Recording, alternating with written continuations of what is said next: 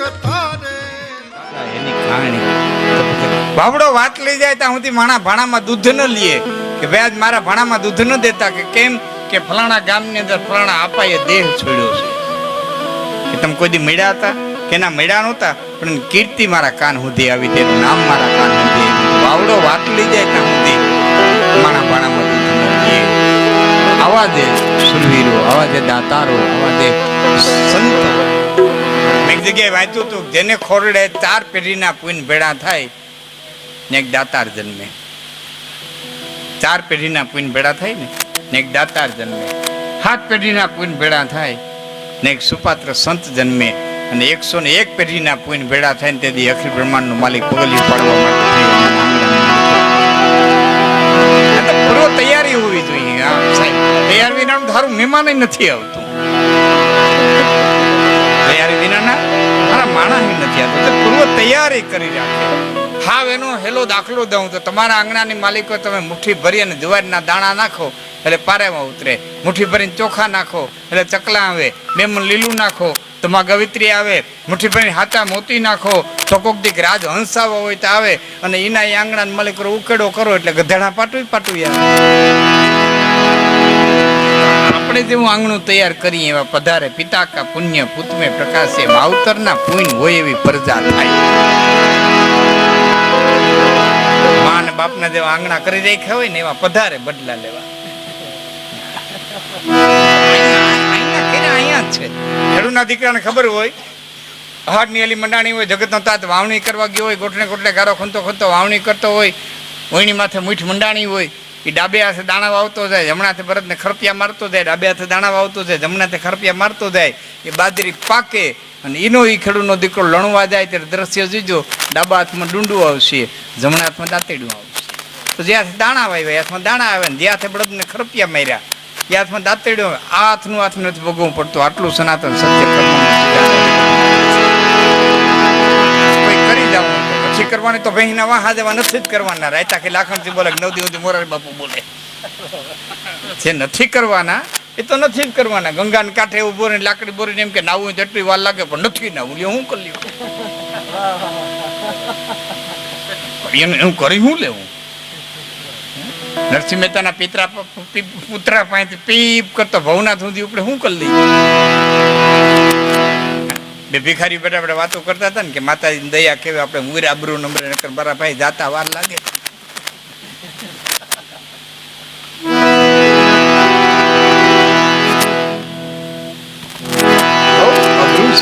કમાવી બહુ અઘરી છે અને કમાણા પછી સાંભળજો. કમાવર કદાચ ને કમાઈ લેવાય. આબરૂ ઇજ્જત નામ કદાચ ને કમાઈ લેવાય. અઘરું બહુ છે છતાં કમાણા. પણ કમાણા પછી એને પેઢી દર પેઢી જાળવી રાખવી ને એ તો લોઢાના તેણા ચાવવા બરોબર છે. બાપ તારા મોરા દી આવે, બાપની કીર્તિ સાંભળીને કોઈ આવે અને ઈ ટાણે મોરે કોઈ ઈ ટાણે બધા ધીરવા ને મોડા દન અને માગણ મળે અંગ રોગને હરિયા. એક તો દી માઠો બેઠો હોય એમાં બાપનું નામ લઈને કોઈક માગવા આવે અને અંગ રોગને હરિયા. કાયા રોગે ઘેરાણી હોય ને સામો દુશ્મન આવીને ઉભો રહીને ઈ ટાણા જે ધીરવવા ટાણું એ ઘડી એ પલ આવીને ઉભા રહીએ તે ધારવવું બહુ કઠિન છે. એવું એક ચારણું કચ્છની ધરતીમાંથી ઉતર્યું. કારણ ભીમદેવ સોલંકીનો અધૂરો રહી ગયેલો રુદ્રમાળ એને પૂરો કરવો તો સિદ્ધરાજને. અને એ વખતે બ્રાહ્મણો એમ કીધું કે 32 લક્ષના પુરુષ જો આવી અને હાથ અડાડે તો ઈંડું ચડે, નકર ઈંડું ચડે નહીં. 32 લક્ષણ તમારે જાણવું હોય તો વાલ્મીકને ખોલીને વાંચી લેજો. વાલ્મીકે લખ્યા તે કેટલા કાળા હોવા જોઈએ, કેટલા લાલ હોવા જોઈએ, કેટલા પાતળા હોવા જોઈએ, કેટલા જાડા હોવા જોઈએ. એમાં 4 લક્ષણો છે ને એ અંદરના છે. ખમીરતા, દાતારી, સુરવીરતા. આ 4 લક્ષણો છે ને એ અંદરના છે. અને એ 4 અંદરના છે ને કાંઈક તારણ જાય તો જાણી શકે ને કાં બારોટ જાય તો જાણી શકે. આવો માણસ ગોતવા માટે છે નીકળેલો અને ફરતો ફરતો ફરતો ફરતો ફરતો ઠેઠ કચ્છની ધરતી આવે.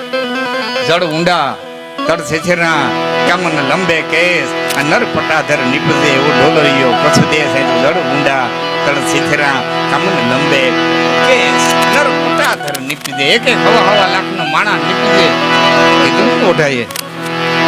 હોથલ ને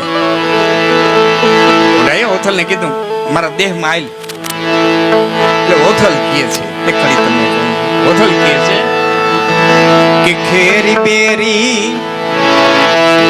એ બાવરી મોઢા ફૂલ કંઠાને એ બાવડા ઠોર રેતીના ઢગલા ખેરી બેરી બાવરી ફૂલ કંઠા તારા કચ્છમાં છે હું ખેરી બેરી બાવરી મોઢા ફૂલ કંઠા ને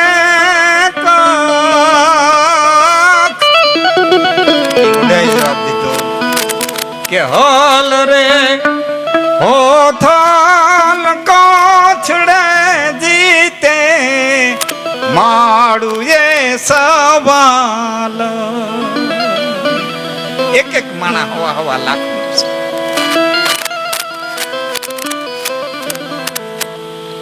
એક એક માણા હવા હવા લાખ છે વિકસની ધરતી ચારણ આવે છે ખબર પડ્યા 32 લક્ષનો પુરુષ ગોતવો છે અને 32 લક્ષના પુરુષને સિદ્ધરાજ જયસિંહના મેલ સુધી લઈ જવો છે એ ગોતતા ગોતતા ગોતતા ગોતતા કાને વાતો સાંભળતા સાંભળતા સાંભળતા સાંભળતા તૃણા ગામની ધરતી માથે તારણ ભૂલો પડ્યો અને એમ થયું કે લગાઈ તો ડાંગર કરી અને એક આયર છે હવે પરીક્ષા ન કરું ત્યાં સુધી ખબર કેમ પડે કે 32 લક્ષણો છે બરોબર હવારનો પોર ભગવાન સૂર્યનારાયણ ઉદ્યાતરને ઓરડેથી ઉદય થયા આથરી માલકો હોણરી પાહો લઈને નોખન ધરતી માથે નાખ્યો જણા નાના કરતો નોખન ધરતી માથે અંજવા પથરાણો ભલ વિગા ભાણ તોહારા ભામણા મરણ દિયન લગમાણ રાખજે કેશપ રાવુત ઉગું તારે અચૂક વિગાનું આળહ નહીં ચેડું ન પડે ચૂક કમણે કેશપ રાવુત કેશપ દે હોડો ન કોઈ દંદણ દૂધે દીકરા લખદર ભાંગે લોય ઉગી અંજવાડા કરે તો કી દાદર કી ડાકલા કે પુદેન પાખાણ રાતનો ભાંગે રાણ કમણે કેશપ રાવુત હવારે ઉઠી કોઈ કરે હુરીજની આસ એને ગોરો સરસને ગરાસ તું દેજે કેશપ દેવાવુત હામા ભોળા પડે કેતાને ભાંગેરા ભ્રમ ત્રણ વેણ કશપ તણા તમે સૂરજ રાખજો શરમ તો આવડની આણ અને લાદાડું લોપે નહીં ભરે નહીં ડગલો ભાણ કરમી કશપ રાવુત નવખર ધરતીમાંથી અંજવા પથરાણો અને અડીખમ આયર સ્નાન કરી નદીની અંદર અને ભગવાન ભોળાનાથને જળ ચડાવવાનું નિયમ સ્નાન નદીની માલિકો કરે પણ મુશ ભલી જેના મોઢા ભલા જેના કર્મીન ભલા કપાળ જેમાં મુશ ભલી જેના મોઢા ભલા જેના કર્મીન ભલા કપાળ આ ઓછાયા પણ નો ડગે આવા ઠાડણ નર થબાણ જેની મુશ ભલી જેના મોઢા ભલા જેનું મોઢું હવારમાં જોઈએ તો દી સુધરી જાય જેનું મુખ હવારમાં જોવાઈ જાય તો દી સુધરી જાય કેનું કે ભાઈ ભતીજા અને ભાણજા સૌને આપે સુખ આ મર્દના જોઈએ મુખ રવિ ઉગતા રણમલ રાવો થાય કે ભાઈ ભતીજા અને ભાણજા સૌને આપે સુખ ભાઈઓનું હારું હોય છે ભાણેજોનું હારું હોય છે ભત્રીજાઓનું હારું હોય છે બધાને વેલ સેટ કરતો કરતો કરતો કરતો જીવનની માલિકો હેલો જાતો હોય આવા મર્દના મોઢા જોઈને તો આપણો દી સુધરી જાય આવા ના મોઢા જોઈને તો આપણો દી સુધરી જાય બાકી કવિએ કીધું છે કે માકડ મૂછો ને માંજરો જ ને હૈયે નો હોય વાળ તો ઉંદરડી પૂછડી જેવી મીશું હોય એને માકડ મૂછો એક તો પીરી હોય પિંગરી ને ઉંદરડી પૂછડી જેવી જાજી ઉગે નહીં માકડ મૂછો અને માંજરો મીંદડા જેવી આંખું હોય હૈયે નો હોય વાળ જેને છાતીએ વાળું ન હોય એ સુખ ને પાછા વળીએ નકર કોકદીક આવે કાળ હામો જોડે તો પાછું વળી જવું કોકદીક ભટકાય આ બધું સાબુતી શાસ્ત્ર છે એને મુદ્દો મારે છે ભાઈ ભતીજા આવો વ્યક્તિ હમા મળે દી સુધરી જાય હારે કામે જાતા હોય કાર્ય સુધરી જાય એ વળી ખમાયર જેની મૂછ ભલી જેના મોઢા ભલા જેના કર્મીન ભલા કપાળ નદીની માલિકો સ્નાન કરતો હતો સ્નાન કરવા માટે ઉતરવાની તૈયારી એમાં ચારણ ઘોષ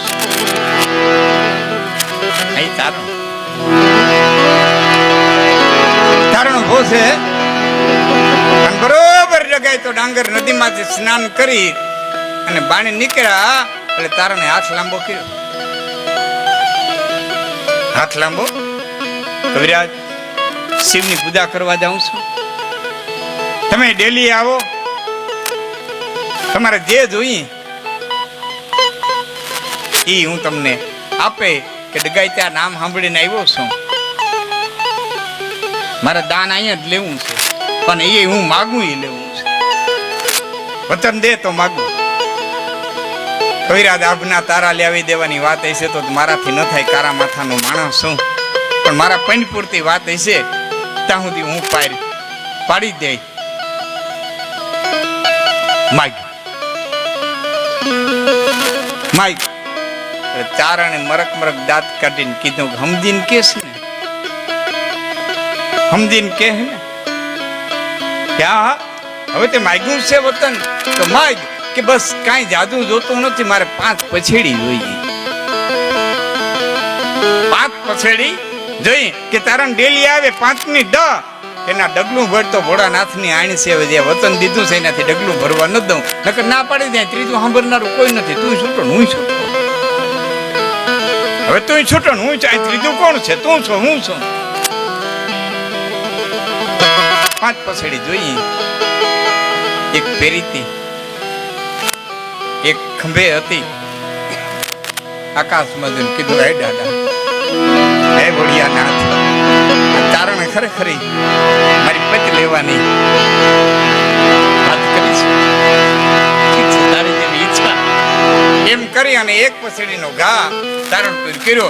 એ આમ પછેડીનો ઘા કર્યો એટલે ડગાચા ડાંગર ખુંભે બીજી પછેડી આવી ગઈ. બીજી પછેડીનો ઘા કર્યો, ત્રીજી પછેડી આવી ગઈ. ત્રીજીનો ઘા કર્યો, ચોથી આવી ગઈ. દ્રૌપદીના તીર પૂરતો તો ને ડગાચા ડાંગરની પછેડીઓ પૂરતો.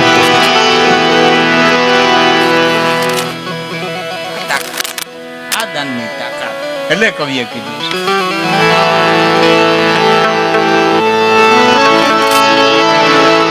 કે રુદ્ર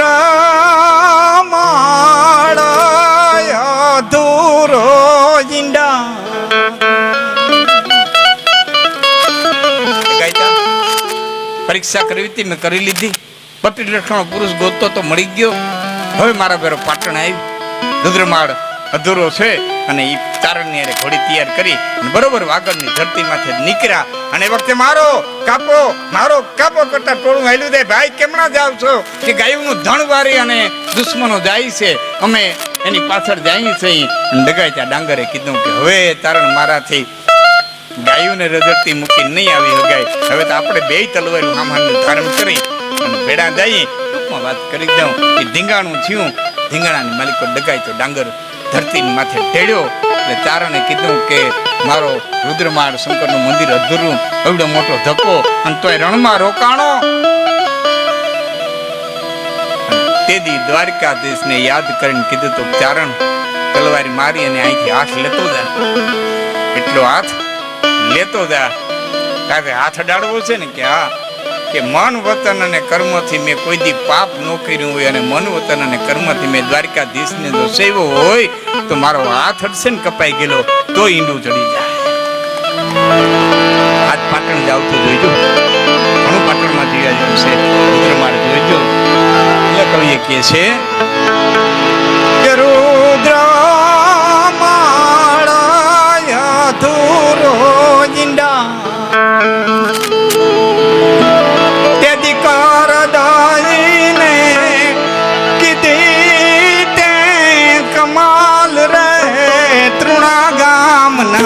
ધણી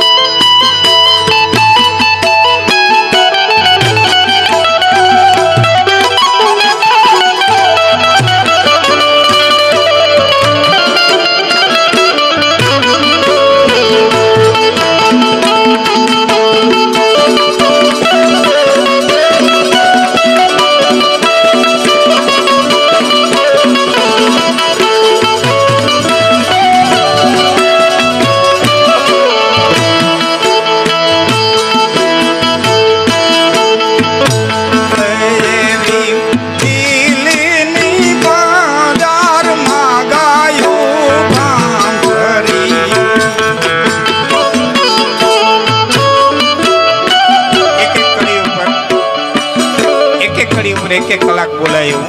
પણ મહાનુભાવો જગદીશભાઈ, રાજભાઈ અને જીવ મામા બધા મહાનુભાવો એવા છે. મારા આમંત્રણને ખાસ માન આપી અને મારો ભાઈ વિશાલ ઠેઠ ભાવનગર જિલ્લામાંથી આવ્યો છે. બે ગાઈ દે છે એટલે મહાનુભાવો બેઠા છે ત્યાં આપણે વિશાલનો પણ લાભ લઈ લઈએ.